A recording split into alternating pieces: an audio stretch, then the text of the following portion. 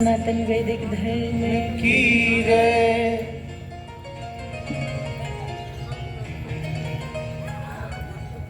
बहुत ही आदर सम्मान श्रद्धा के योग्य गंज आर्य समाज से भी जी अपने सभी आर्यजन आदरणीय श्रद्धे अटोर से हमारे बाबूजी सम्मान्य श्री रामपाल जी आर्य वो भी चल के पहुंचे हैं। आदरणीय भ्राता सतीश जी उनको लेकर के आए हैं। एक बार हम उनका भी जोरदार करतन ध्वनि से स्वागत करेंगे। और जो गणमान्य हमारे आर्यजन श्रद्धे हमारे रामनिवास शास्त्री जी बैठे हुए हैं, जो भी हमारे गणमान्य आर्यजन हैं, मैं आपकी गरिमामयी उपस्थिति को नमन करती हूँ, प्रणाम करती हूँ। उपस्थित सभी धनिष्ठ महानुभाव, वंदनीय मातृशक्ति को भी हृदय की गहराइयों से वंदन अभिनंदन। मेरे साथ में वाद्य यंत्रों पर संगति दे रहे हैं सभी भ्राता जी। 5 दिवसीय ये अथर्ववेद पारायण महायज्ञ, जिसके आज तृतीय दिवस की द्वितीय बेला में हमने प्रवेश किया।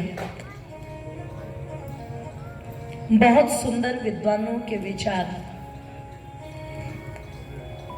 आपको ईश्वर भक्ति और अध्यात्म से, सत्य से और जीवन का मुख्य उद्देश्य क्या है उससे जोड़ने के हेतु प्रचारित और प्रसारित किए जा रहे हैं। आइए अपने विचारों को यहां से आरंभ करती हूं कि जब हम संध्या करते हैं तो वहां एक प्रार्थना की जाती है। अच्छा, इस विषय पर बोलने से पहले यह भी पता कर लेना जरूरी समझती हूं, यहाँ कितनी माताएं बहनें और बंधुजन बैठे हुए हैं जो दोनों समय संध्या करते हैं? जरा हाथ उठाओ।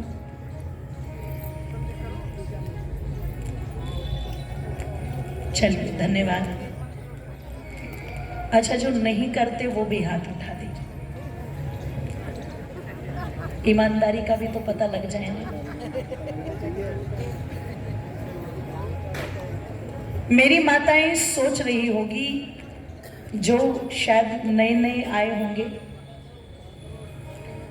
या वर्ष में जिनका इसी कार्यक्रम में आना होता होगा, वो सोच रहे होंगे कि ये संध्या क्या है, क्योंकि पूजा तो हम प्रतिदिन करते हैं। मेरी माताओं, एक तरह से एक दृष्टिकोण से यदि देखा जाए, जिसे आप पूजा कहती हैं वही संध्या है। उस परम पिता परमेश्वर की समीपता को महसूस करना, उसके प्रति समर्पण का भाव रखना, और सबसे बड़ी बात है कि वो जैसा है उसको वैसा ही समझना और वैसा ही व्यवहार करना। ये क्या है बोलो? संध्या। अच्छा, परमात्मा कैसा है? कमजोर है या ताकतवर है? जोर से बोलो। ये सभी मानती हैं या कोई कोई मानती? सब मानती है ना। पर आपने तो उसे कमजोर कर रखा है। तुम्हें कोरोना हो जाए तो बोले हम तो काढ़ा भगवान को भी पिलाएंगे। वायरल तुम्हें चल जाए तो बोले हम तो दवाइयां भगवान को भी पिलाएंगे। सर्दियां शुरू हो गई, सोल तुम्हें ओढ़ने पड़ रहे हैं तो भगवान जी को भी गर्म कपड़े बोलो पहना दिए कि नहीं पहना दिए। इसका मतलब जैसे मौसम का प्रभाव, रोगों का प्रभाव आप पर हो रहा है, तो क्या वो ताकतवर ईश्वर पर भी हो रहा है? बोलो। पर कर तो रहे हैं सब। कर रहे कि नहीं कर रहे? कर तो रहे। आप विचार करना, चिंतन करना। अच्छा, ये भी बता दीजिए, वो सारे ब्रह्मांड का मालिक है या 2-4 बीघे का ही मालिक है?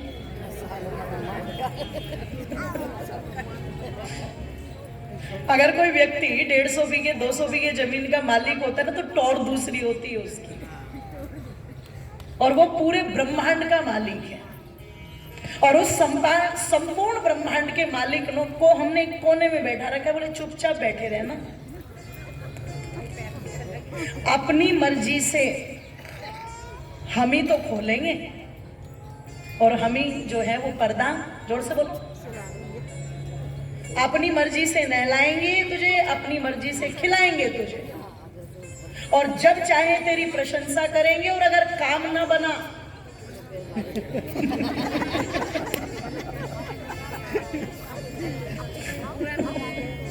अगर काम ना किया तो फिर देखना। तैयार है। इसका मतलब मेरी माताओं, सीधा सा एक यहाँ पर पंक्ति अगर निकल के आएगी तो वो क्या आएगी? वो जो है हम उसके साथ वो व्यवहार नहीं कर रहे हैं, विपरीत व्यवहार कर रहे हैं। और संध्या क्या है? वो जैसा है उसको वैसा ही मानना और वैसा ही उसके साथ में, जोर से बोलो, व्यवहार करना और उसे अपने सब और मानना और सब और मान करके उससे ये कहना कि हे ईश्वर दयानिधे भगवत कृपया लेना, मैं तुम पर कृपा नहीं करूंगा कि मैं तुम्हें खिलाऊं, कि मैं तुम्हें नहलाऊं, कि मैं तुम्हें सुलाऊं, कि मैं तुम्हें जगाऊं, तुम मुझ पर कृपा करना, क्योंकि कृपालु तुम हो, दयालु तुम हो, मैं तो याचक हूं, लेने वाला हूं, तो तुम मुझ पर कृपा करना। और क्या करना? जपोपासनादि कर्मणा, मैं तेरी जो उपासना कर रहा, मैं जो तुझसे प्रार्थना कर रहा और मैं जो तेरी स्तुति कर रहा, ये तीन चीजें हैं। और ये तीन चीजें आपको हर जगह मिलेगी, चाहे आपके यज्ञकुंड की मेखला हो तो उसमें भी कितनी है बोलो? 3। आप यज्ञोपवीत अगर धारण करते हैं तो उसके भी धागे कितने हैं? 3। जिन गुणों की बात की जाती है वो गुण भी कितने हैं? 3। और संसार में अनादि सत्ताएं भी कितनी है बोलो? 3। इस 3 का बहुत महत्व है और इस 3 का इतना प्रभाव है, इतना प्रभाव है कि जिन लोगों ने डंके की चोट पर यह कहा ना, तुम जो करोगे हम तुमसे उल्टा करेंगे, तुम अगर सीधे तवे पर रोटी बनाओगे तो हम तवे को, अगर तुम सीधे ऐसे हाथ धोगे तो हम हाथों को, और अगर तुम खड़े होके तपस्या करोगे या बैठ के करोगे तो ना हम खड़े होंगे ना बैठेंगे, हम बीच में लटकेंगे। तुम रोटी छोटी बनाओगे तो हम रोटी को, तुम पजामा नीचा पहनोगे तो हम इसको थोड़ा सा, हर काम तुमसे उल्टा करेंगे। वो भी जब अपने यहाँ तलाक की व्यवस्था बैठाने लगे तो ना 5 बार बैठाई, ना 4 बार बैठाई, ना 2 बार बैठाई, ना 1 बार बैठाई, कितनी बार? 3 बार। सच्चाई छिप नहीं सकती बनावट के उसूलों से और खुशबू आ नहीं सकती कभी कागज के फूलों से। सच्चाई तो सच्चाई 3 बार, इसलिए इस 3 का बहुत महत्व है। तो कहे प्रभु, हम तेरी स्तुति करते हुए, तुझसे प्रार्थना करते हुए और तेरी उपासना करते हुए तेरी उस कृपा को चाह रहे हैं। किस कृपा को? जो कृपा हमें धर्म, अर्थ, काम और मोक्ष की तरफ ले जाए, उस कृपा को हम चाह रहे हैं। कितनी चीजें मांगी भगवान से? 4। और ये 4 ही प्रकार का पुरुषार्थ है। इस 4 ही प्रकार के पुरुषार्थ के लिए 4 वर्ण भी अपनी पूरी ताकत लगाते थे और 4 आश्रम भी अपनी पूरी ताकत लगाते थे। धर्म, अर्थ, काम और मोक्ष। और मेरी माताओं, यदि आप थोड़ा सा पीछे जाकर के देखेंगी, जिनको आज दुनिया पूजती है, जिनको आज दुनिया मानती है, सम्मान देती है, अगर आप इनके जीवन में भी देखेंगे तो ये 4 चीजें आपको वहां पर भी मिलेगी। धर्म भी मिलेगा, अर्थ भी मिलेगा, काम भी मिलेगा और मोक्ष का भाव भी मिलेगा। आज हमने जो पहले वाला है वो हटा दिया और सबसे आखिरी वाला हटा दिया और बीच के 2 उद्देश्य को हमने पकड़ लिया। सबसे पहले पकड़ा अर्थ को। इसलिए सुबह से लेकर के शाम तक व्यक्ति की जो भागदौड़ चल रही है वो किस चीज को लेकर के चल रही है? केवल अर्थ। अर्थ होना चाहिए, अर्थ की मनाही नहीं है। आप कभी भी किसी वैदिक मंच से किसी विद्वान को सुनेंगे तो संभवतः रेयर केस होगा किसी विद्वान ने अर्थ की बैठ करके आलोचना कर दी हो, इसकी बुराई कर दी हो, इसकी निंदा कर दी हो और आपको ये कह दिया हो कि धन किसी काम का नहीं है। बिना धन के ये टेंट ना लगे, बिना धन के ये माइक ना लगे, बिना धन के ये व्यवस्था ना हो, बिना धन के ये यज्ञ ना हो। ये सब कार्य किससे हो रहा है? आपके धन से हो रहा है। इसलिए जब भी कोई इस प्रकार का कार्य हो, अच्छा कार्य हो, तो प्रेरणा क्या दी जाती है? व्यक्ति उसमें बढ़ चढ़ करके क्या करे? बोलो, दान करे। क्योंकि बिना धन की चीजें चलेंगी नहीं। आप बिना धन के गुरुकुल नहीं चला सकते, आप बिना धन के गौशाला नहीं चला सकते। कोई गरीब का बालक आप देख रहे हैं कि ये पढ़ नहीं पा रहा, अगर आपके पास में धन नहीं है तो आप क्या उसकी मदद करोगे? कोई भूखा है और आप चाहते हो कि इसे भोजन करा दिया जाए और आपकी जेब में खुद ही पैसे ना हो तो आप कहां से उसको भोजन करा दोगे? कोई निर्वस्त्र है और उसको वस्त्र पहनाने हैं और आपकी खुद ही सामर्थ्य नहीं है तो आप उसे कहां से वस्त्र पहना दोगे? तो क्या कहा? वयम श्याम पतयोरेणाम, हे प्रभु धन तो मुझे इतना देना कि कोई कार्य करते समय मुझे ये सोचना न पड़े कि कहां से दूं। गुरुकुल के विषय में बताया जा रहा था। आदरणीय बाबूजी भ्रमण करने के लिए गुरुकुल में गए तो कन्याओं को देखा कि नीचे ऐसे दरियां बिछी हुई हैं और उन पर सोती। तो जिनके गृह निवास पर मैं ठहरी हूं, आदरणीय आर्या जी, उनकी भतीजी लगती है। बोले वो चुपचाप वहां से भ्रमण करके आ गए, वहां कुछ नहीं बोले, पर घर आकर के बोला कि मैंने कन्याओं को देखा तो वहां पर कितने गद्दे? 900 गद्दे भिजवा दे। तो जैसे ही देखा तुरंत इन्होंने अपना तुरंत वो भिजवा दिए। अब वे भिजवा कैसे दिए? एकदम, क्योंकि भगवान ने सामर्थ्य दी थी। अगर ईश्वर ने सामर्थ्य न दी होती तो बोलो ये कार्य हो जाता क्या?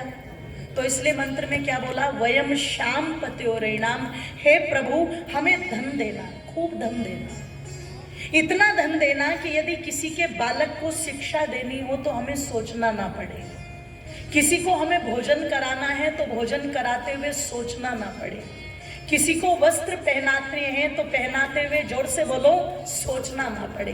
कहीं पर गुरुकुल की स्थापना की गई और गुरुकुल आप सबके सहयोग से चल रहा है तो हम भरकर के उस गुरुकुल में दान दें ताकि वेद के विद्वान और वेद की विदुषियां वहां से उत्पन्न हो सके, पैदा हो सके। क्योंकि ये संस्थान ऐसे हैं जिनके कारण ही ये सारी की सारी परंपराएं जीवित हैं। अगर ये संस्थान हमारे सुरक्षित ना रहे तो ये वेद का प्रचार भी फिर उस रूप में सुरक्षित नहीं रह पाएगा। इसलिए गुरुकुलों को संरक्षण देना बहुत आवश्यक है, उनको सहयोग करना बहुत आवश्यक है। तो हमें गुरुकुल में देते हुए ना सोचना पड़े, जहां गौ माता को संरक्षण मिल रहा हो हमें वहां देते हुए ना सोचना पड़े इतना धन देना। तो मेरी माताओं बंधुओं, धन की तो परमपिता परमेश्वर से कामना की गई कि हे परमात्मा हमें धन दे, लेकिन कौन सा धन दे? जो श्रेष्ठ है। और श्रेष्ठ धन कौन सा है? तो धन से पहले प्रार्थना क्या की संध्या में? धर्म। इसका मतलब जो धर्म से बोलो कमाया गया है। इसका मतलब मनुष्य की जो पहली कमाई है वो क्या है जी? बोलो जोर से बोलो, धर्म की। प्राचीन काल का इतिहास उठा करके देखोगे तो जब किसी बालक को घर में शिक्षा मिलती थी तो वो धन से आरंभ नहीं होती थी। कहां से आरंभ होती थी? धर्म से आरंभ होती थी। उसे धर्म का पाठ पहले पढ़ाया जाता था। धर्म के विचारों को उसके जीवन में पहले स्थापित कर दिया जाता था। उसे धर्म का महत्व बताया जाता था। सत्य क्या है, असत्य क्या है, नित्य क्या है, अनित्य क्या है, पवित्र क्या है, अपवित्र क्या है, ये सारी चीजें उस बालक को समझाई जाती थी। चाहे समझाने में भूमिका माँ की हो और चाहे समझाने में भूमिका पिता की हो, पर बड़ी मजबूती के साथ उसको ये बात बताई जाती थी, बेटे पहले धार्मिक बनना। और मेरी माताओं बंधुओं, जब बालक को धार्मिक बनने की शिक्षा दी जाती थी तो वहां उसे अलग से नहीं कहना पड़ता था कि माता के प्रति तेरा धर्म क्या है, पिता के प्रति तेरा धर्म क्या है, घर के बड़ों के प्रति तेरा धर्म क्या है, समाज के प्रति तेरा धर्म क्या है और राष्ट्र के प्रति तेरा धर्म क्या है। वो बालक अपने आप स्वतः इन संस्कारों को धारण करता चला जाता था, अपने कर्तव्य को समझता था। अच्छा, वर्तमान में देखना, वर्तमान में आप देखिएगा कि आज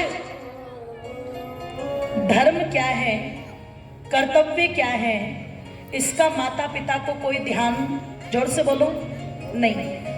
और जब माता पिता को अपने धर्म और कर्तव्य का कोई ध्यान नहीं है तो बच्चों को होगा क्या, बोलो, नहीं होगा। इसलिए आज केवल और केवल माता पिता जब बच्चे को संकेत करते हैं तो देखो शिक्षा कहां से आरंभ होती है। ये नहीं कि तू धार्मिक बनना, शिक्षा आरंभ होती है पढ़ ले, अच्छे नंबर ला, जितने अच्छे नंबर लाएगा उतना ही कामयाब बनेगा, उतनी बड़ी तेरी नौकरी होगी, जितनी बड़ी नौकरी होगी पैकेज भी उतना ही होगा, और जितना बड़ा तुझे पैकेज मिलेगा तेरा जीवन उतना ही, जोर से बोलो, सुखी। अच्छा, यही पाठ पढ़ाते हैं या कुछ और पढ़ाते हैं जी, जोर से बोलो, यही पढ़ाया जाता है ना। इसलिए आप देखोगे तो यहाँ पर बच्चे बहुत कम नजर आ रहे हैं, क्योंकि आप लोगों ने खुद सोच लिया अगर यहाँ लेके आ गए तो उनकी पढ़ाई डिस्टर्ब हो जाएगी। सही कहा आपने कि उनकी पढ़ाई डिस्टर्ब हो जाएगी। कौन सी पढ़ाई? उनकी मैथ की पढ़ाई, उनकी इंग्लिश की पढ़ाई, उनकी फिजिक्स की पढ़ाई, उनकी केमिस्ट्री की पढ़ाई, निश्चित वो डिस्टर्ब हो जाएगी। लेकिन जो जीवन की पढ़ाई है वो दिन प्रतिदिन डिस्टर्ब हो रही है, उस पर किसी का कोई ध्यान नहीं है। जो संस्कारों की पढ़ाई दिन प्रतिदिन डिस्टर्ब हो रही है उस पर किसी का कोई ध्यान, जोर से बोलो। और रो रहे हैं तो कब रो रहे हैं? जब वो सुनाने लायक है तब आप उनको सुना नहीं रहे हो। जब वो सुनने की सीमा से बाहर निकल जाते हैं तब आप चाहते हो अब इनको सुनाया जाए, और फिर वो सुनते नहीं है और आप ये कह करके रोते हो। ये आजकल के बच्चे एक भी तो बात नहीं सुनते। आजकल के बच्चे क्या हो गया, आजकल में हवा बदल गई, पानी बदल गया, धरती बदल गई, कुछ नहीं बदला। अगर बदली तो हमारी मानसिकता बदली, अगर बदली तो हमारी इच्छाएं बदली, हमारी महत्वाकांक्षाएं बदली, अगर कुछ बदला तो हमारी हड़बड़ाहट बदली, ये दौड़ बदली जो बस आगे निकलो, आगे निकलो, आगे निकलो रेस लगा रखी है। और इस रेस में हम संस्कारों में कितने पिछड़ते जा रहे हैं, आपसी सौहार्द में कितने पिछड़ते जा रहे हैं, उस पर लेश मात्र भी किसी का कोई ध्यान, जोर से बोलो, नहीं है। धनी बनाना बुरी बात नहीं थी, पर बिना धर्म के धनी बनाना बहुत घातक हो जाता है। इसलिए कविवर नरेश दत्त जी ने बड़ी सुंदर पंक्तियां लिखी। क्या? अपने बच्चों को जो सत्संग में लाया होता,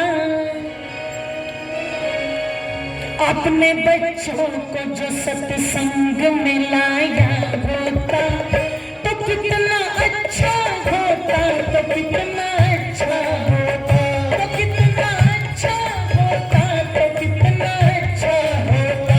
अपने बच्चों को जो सत्संग में लाया होता, अपने बच्चों को जो सत्संग में लाया होता तो कितना अच्छा होता, तो कितना अच्छा होता, कितना अच्छा होता, तो कितना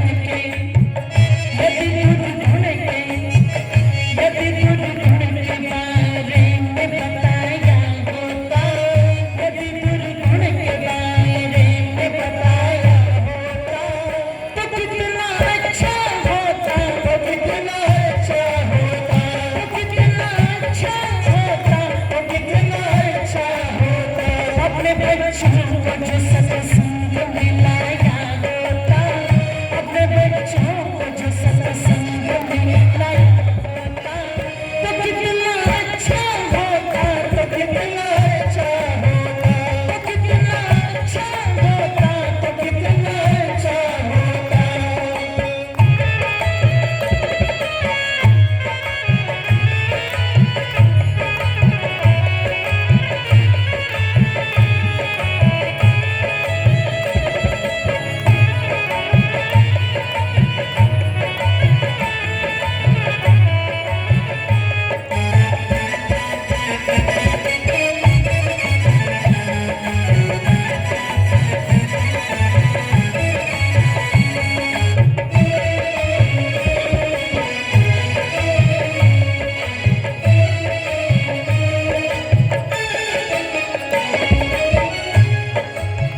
लुट चुका सब कुछ तो होश तुझे तब आया, लुट चुका सब कुछ तो होश तुझे तब आया, अपनी गलती पर नरेश जब भी बच जाया, अपनी गलती पर नरेश जब भी बच जाया। गीत प्रभु का यदि बचपन में सुनाया होता, गीत प्रभु का यदि बचपन में सुनाया होता, तो कितना अच्छा होता, तो कितना अच्छा होता, कितना अच्छा होता, तो कितना अच्छा होता। अपने बच्चों को जो सत्संग में लाया होता, अपने बच्चों को जो सत्संग में लाया होता, तो कितना अच्छा होता, तो कितना अच्छा होता, तो कितना अच्छा होता, तो कितना अच्छा होता। घर में रहने का सद्व्यवहार सिखाया होता, घर में रहने का सद्व्यवहार सिखाया होता, तो कितना अच्छा होता, तो कितना अच्छा होता, तो कितना अच्छा होता, तो कितना अच्छा होता। अपने बच्चों को जो सत्संग में लाया होता, अपने बच्चों को जो सत्संग में लाया होता, तो कितना अच्छा होता, तो कितना अच्छा होता, तो कितना अच्छा होता, तो कितना अच्छा होता, तो कितना अच्छा होता, तो कितना अच्छा होता, तो कितना अच्छा होता, तो कितना अच्छा होता, कितना अच्छा होता, तो कितना अच्छा होता, कितना अच्छा होता, तो कितना अच्छा होता, कितना अच्छा होता, तो कितना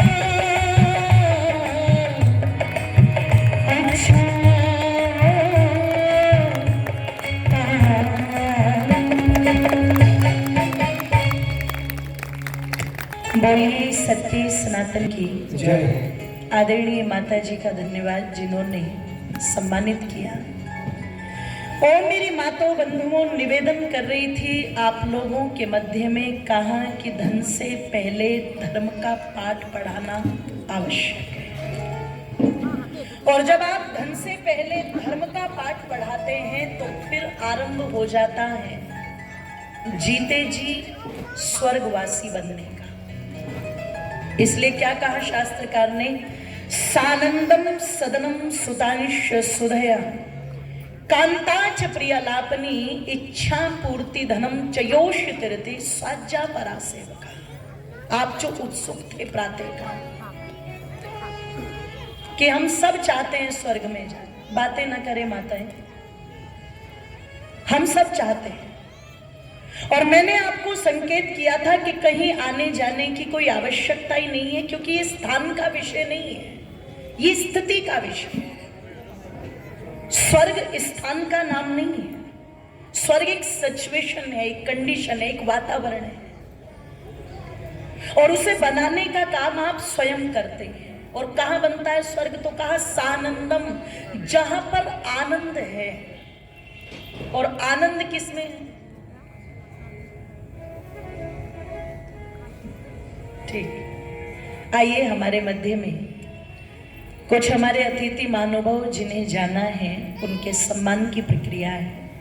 उस प्रक्रिया को हम पूर्ण करेंगे, उसके बाद अपनी बात। हमारे बीच में